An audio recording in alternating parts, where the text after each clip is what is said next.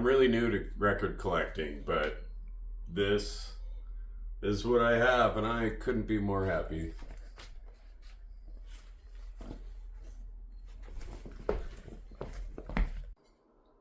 Welcome, viewers. We have for you today, or tonight, or this morning, the 6th episode of Vinyl Worthy. Episode 6, we have Joseph White.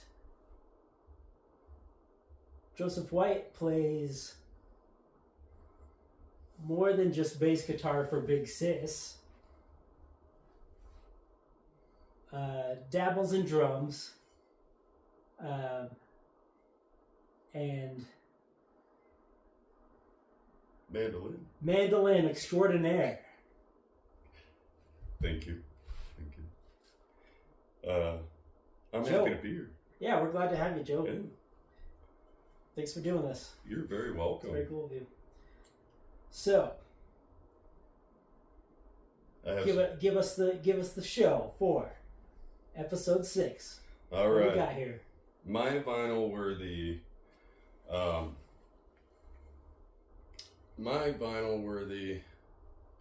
song is hands down the most influential song in my entire life, and you could ask a lot of people who I grew up with. But if it wasn't for this song, I don't think I'd pay attention. I would have been able to pay attention to music. What year was this song? This song was 1987, I believe.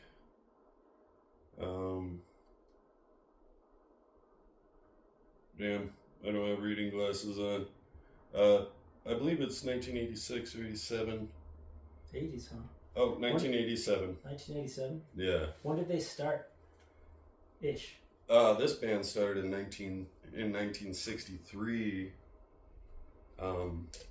as a little folk jug band in the coffee shops of the Haight-Ashbury district in San Francisco. And the band is the Grateful Dead. And the song is Touch of Grey.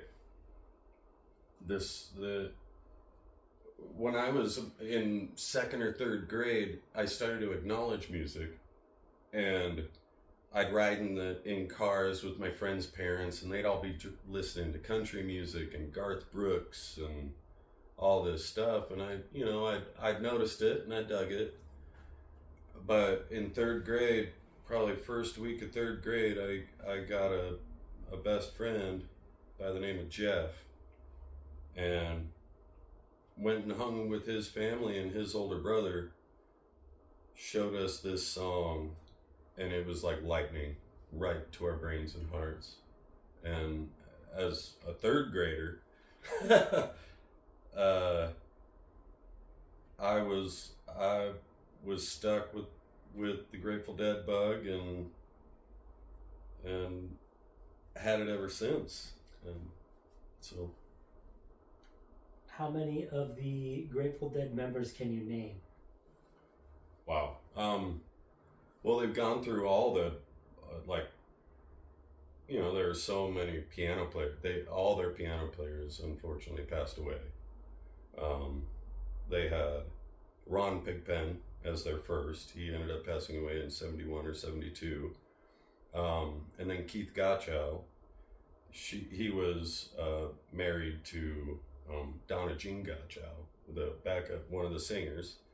And then Brent, Pigpen died of liver cancer.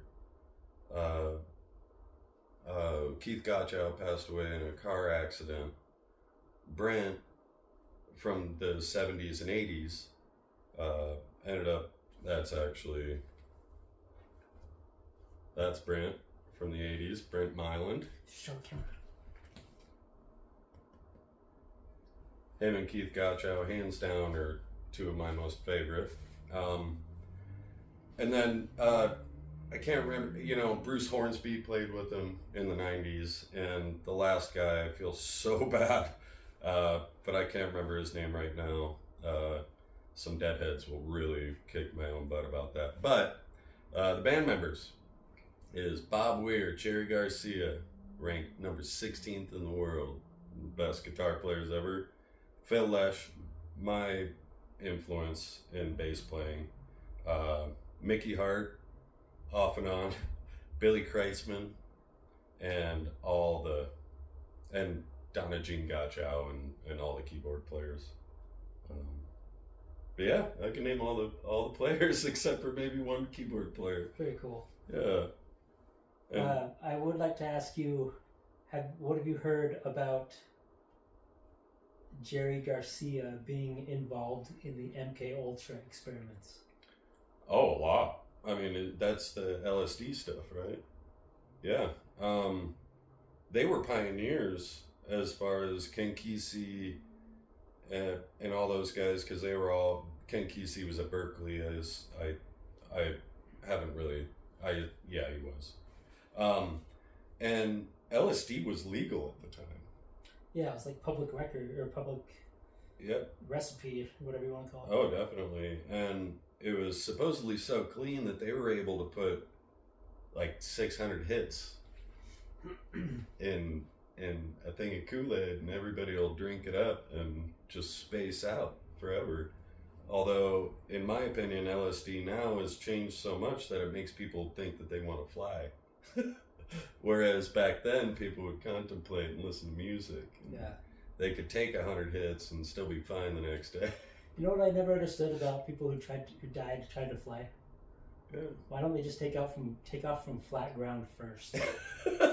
That's exactly. And we even had one here at the university, and that was different hearing about it, because by my personal experience, I've never known anything like that to happen other than seeing a rainbow. And I couldn't imagine playing music on it. Yeah. Like, that topic is probably an episode by itself. I know. We'll probably have to go to San Francisco or something. I don't know. But yeah, Touch of Grey is the song for Touch of Grey, huh? Yeah, it was so... What's amazing is I grew up in the suburbs of the north suburbs of Chicago, and everything with a beat, everything with a groove had everybody going, whether it was bluegrass, reggae, pop, hip hop, like even funk and blues. Blues, we don't even, that's Chicago. But you'd be walking through the mall. That's just some amazing artwork. Oh yeah. Do you mind showing the camera that? Hands down a mask I would wear. That's wild. I know, right? Yeah. And my niece pointed it out the other day, and she's like, "What's with all the eyes?" And I'm like, "It's a pretty cool mask, huh?" But yeah, it's yeah, and the way that Jerry Garcia talks about the acid tests, and I used to have one of their recordings of the actual acid tests, and it was, I want to say, a good hour-long jam and it's all together. You could tell that they're one unit as one creative group to create such crazy rock and roll. Although they were still playing kind of folksy stuff in public, but they were rocking and melting faces at the acid tests. Like, did you say this was what year in the 80s? Did you say 1987. 1987, and they started in 70 what? 63. 63. So, where does this album fall in their order? This is chronologically. This is their last album. That's their last album, I believe. And what? I believe, actually, I think Built to Last as their last album, which was later in the decade. But don't quote me on that. I'm just Deadheads all listen to their live shows. Although all their albums from the 80s, in my opinion, I mean, every single album, even Jerry Garcia's early albums, their collaborations. Jerry used to actually collaborated with Bob Dylan on a lot of his songs. That's why I like Bob Dylan's album Planet Waves, because he plays with the band. Yet those are all songs that Jerry Garcia performed solo. So it's a really, really, really cool how they stretch genres.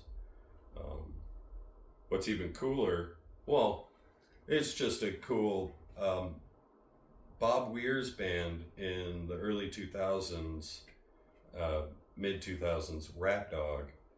I saw them live at Alpine Valley Music Theater in Wisconsin, and we were listening to the show, and they're all playing, rock and roll and getting down with the folk stuff. All of a sudden, we started hearing records scratching, like on a rap, like in rap. Turntable. And all of a sudden, there was this spotlight on DJ Logic. And he was a guy on turntables who would jam with hippie bands. And I like that solidified so much stuff for me, as far as like, I was just like, oh, never thought this was possible. And the guy's doing a solo, like. Where did you get this one? This album? Yeah. I got it for my birthday from our beloved bandmate, John Starn. Cool. And that's an awesome gift. Oh, it is an absolutely amazing gift. Every record I've received is like I don't know how to explain it. It touches my heart every time, and I kind of get emotional because this stuff is, it's easy to come by now, but yeah. All right. Well, thank you so much for doing this. You're very welcome. I did want to tell you about my favorite lyric, though. Oh yeah, I forgot to ask. I'm sorry, I forgot to ask. Yeah, what is your favorite lyric? It is, no joke, the chorus. Okay. Because every line in the song, every verse in the song, states something that just isn't right with society, or isn't right in life, type thing, right? And the chorus just goes, we will, or I will get by. Dun, dun, dun, dun, dun, dun. I will get by. And then at the end of the chorus it goes, I will get by. I will survive. But yeah, and then he gives every example of just stuff seemingly not being right. It's like, I see you got your fist out, now say your piece and get out. Is that the song you're going to be playing? Yeah. Okay. My favorite verse is cow is giving kerosene. He can't read at 17. The words he knows are all obscene, but it's all right. And then at the end of the song, the final chorus is, we will get by and we will survive. And there's something that I'm 43 now, and I heard this song for the first time when I was 8 years old. And it like, every time I heard it on the radio in college down in Provo, I would literally cry because it was like a saving grace. Like, it was like, oh, I needed you, my friend. And it would pop on the radio down in Provo, Utah. So, but But yeah, that's my favorite line, and I believe that when people really listen to this song and take it to heart, they'll relate to it. And one of the best, hands down, one of the best recorded solos ever. Oh, one more quick fact. Yeah. This album was their album after Jerry Garcia had a stroke. He lost all of his ability to play guitar, and he had to reteach himself how to play guitar. And Touch of Grey is the song that was written about the silver linings of, you know, he'll get by and he'll survive.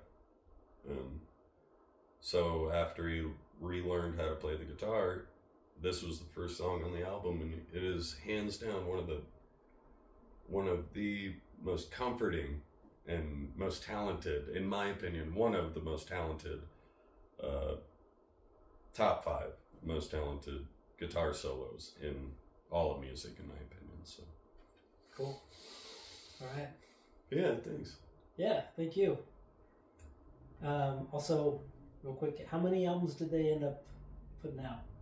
Off the top of my head, Yeah. Man, I really influential albums. I want to say that they were one of the first albums or first bands.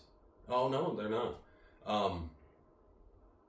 They started releasing live albums in the early 70s.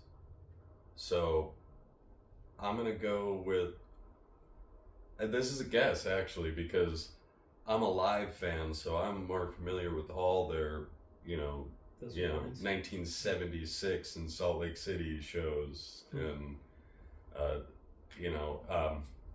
I'd say around, I'm gonna be conservative and say nine studio albums. I have 2 of them. I have this one in Terrapin Station. Is that live then? No, this is That's a studio one? This is a studio album. Okay. And Built to Last is a live album. Europe 72 is a live album. Ladies and Gentlemen is their last show at Fillmore East, and I think it was. And what's cool about that is that was Huey Lewis from Huey Lewis and the News. That was his first concert when he was 8 years old.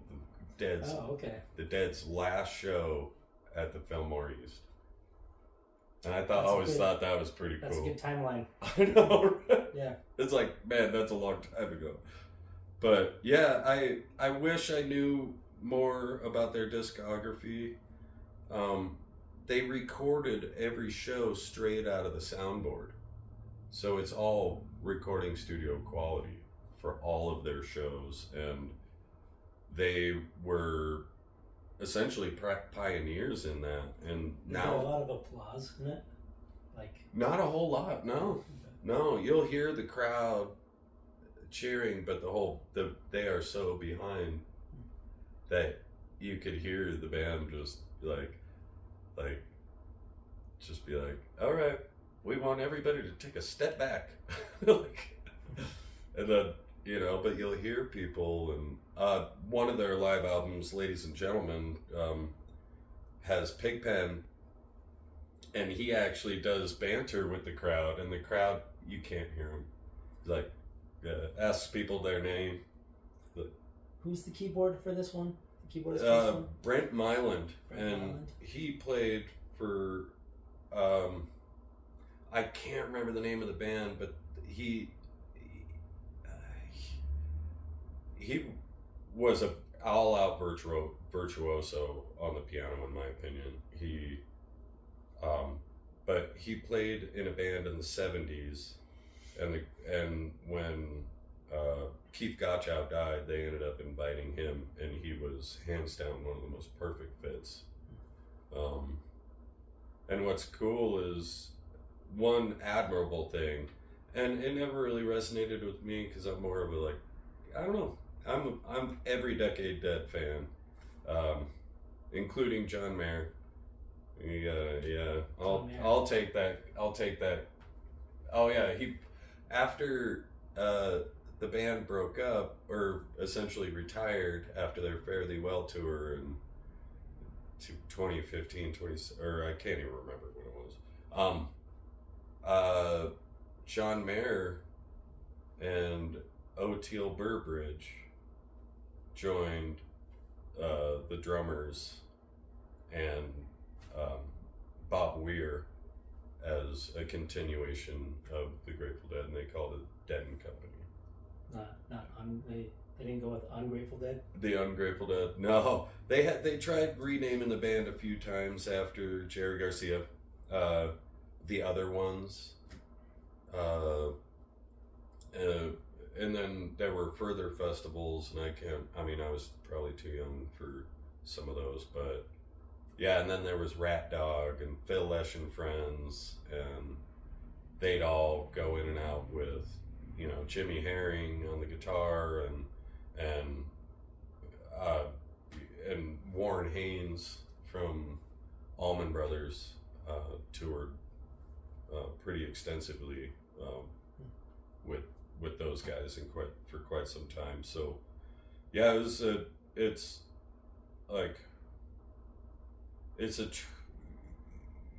you're a deadhead when people kind of put down music, and then you more sit back and you're like, you should listen to the Dead. Like, they're so multifaceted that I guarantee you'll relate to them in every way. I like their bluegrass.